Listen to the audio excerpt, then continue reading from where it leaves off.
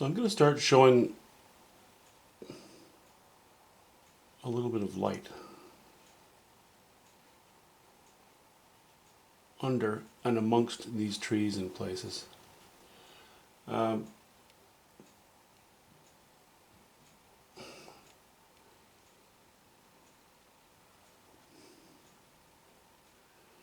Not too much on this edge, because this edge is the edge. Edge of the painting, not the important part. I like this tree. This trunk may stay dark-ish. This trunk will have a little more light, and then the distance will have more light sort of spilling upwards. So we'll see how that goes. Now we'll go same colors here.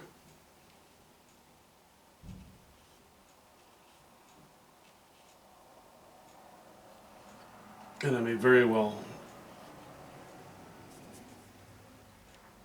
go darker, but not likely. As you know, I'd rather step up the light than shut it down.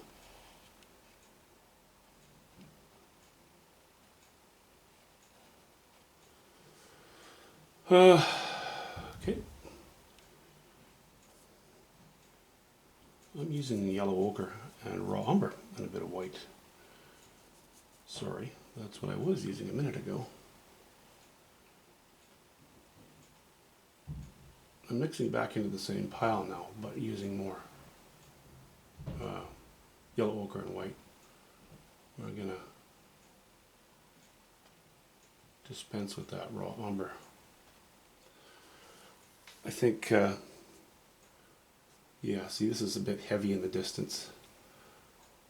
I'll be cutting into that a little more than just this in places.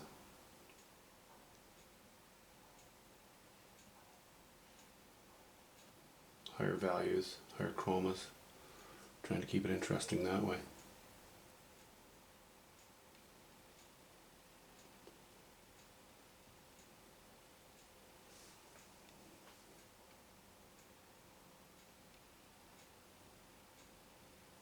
Okay.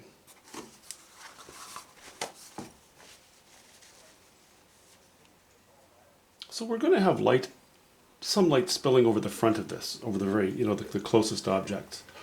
And then we have sort of a mid-ground with this selection of deciduous trees. And then once we get past those, it's not infinite depth. There's some sunlight shining in behind there. So we want some warm light in behind there because we want to keep this as our focal area more or less. That's why I'm using warmer colors on the snow. I'm going to go a little bit cooler once we get into these trees, to some degree.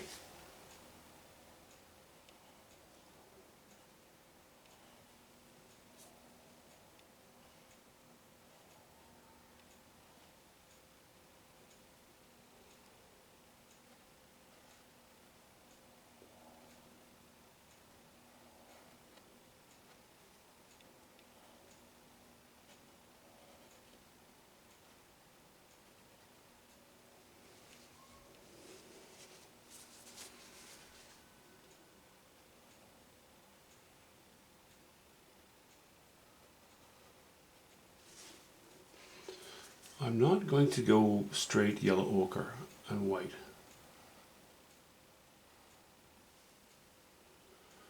In the distance.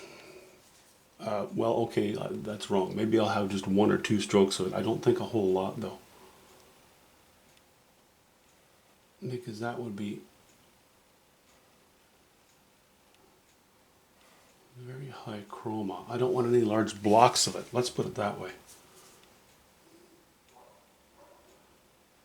I would like to reserve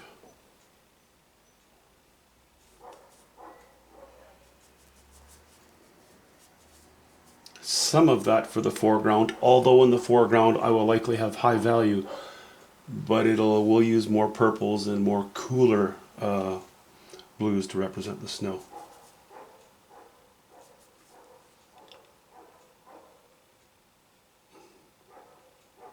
But again, that's just a forecast.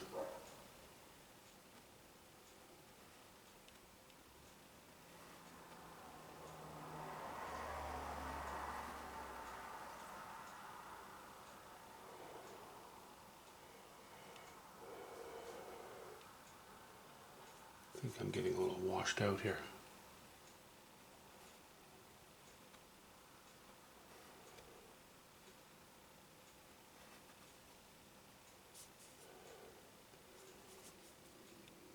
And don't forget with the technique that I'm using, we're really ending up with a fairly abstract design, very open to interpretation.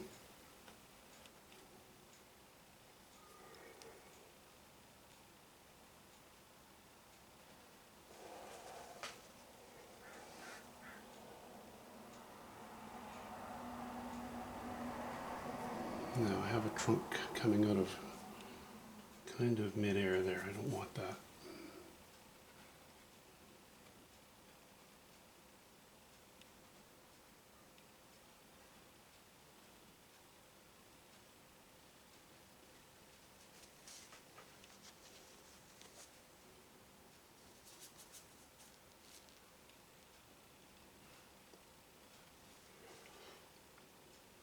Okay, yellow ochre, a little bit of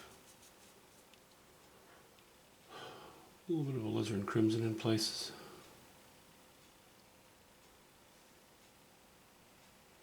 Bringing some of these higher chromas up here. Distributing them throughout the painting, not evenly, but in clusters, somewhat loosely organized clusters.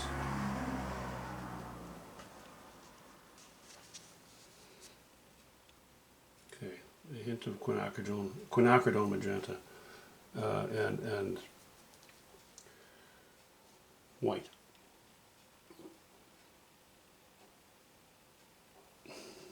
Oop.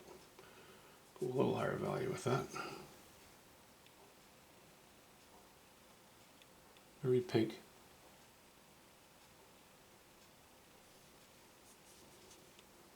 Gonna be a bit sparing with that.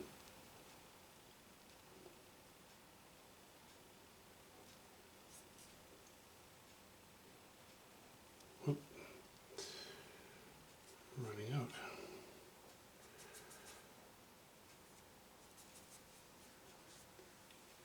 But it's a nice high chroma color.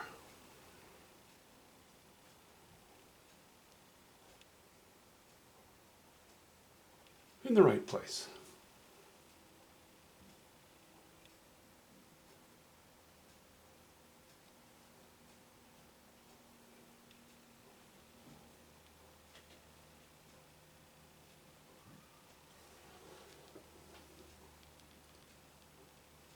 Each stroke on their own may not make for a very interesting painting, but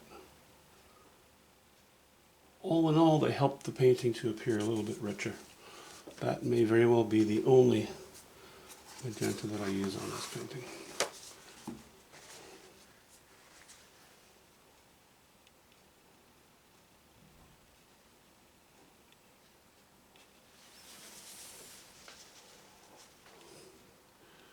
I don't know about that gray shape there. Maybe that's not too bad. Maybe I shouldn't worry about it just yet.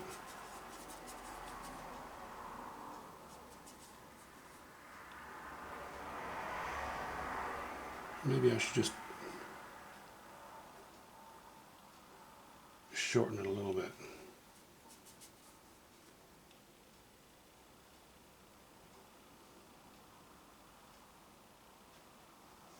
I think that's maybe a bit better.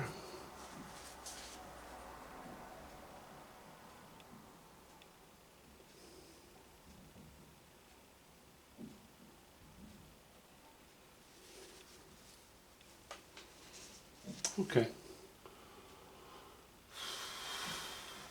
think we'll hold off for now. But again, you can see where I'm going with that. Let me just give you a little better close up here for a moment.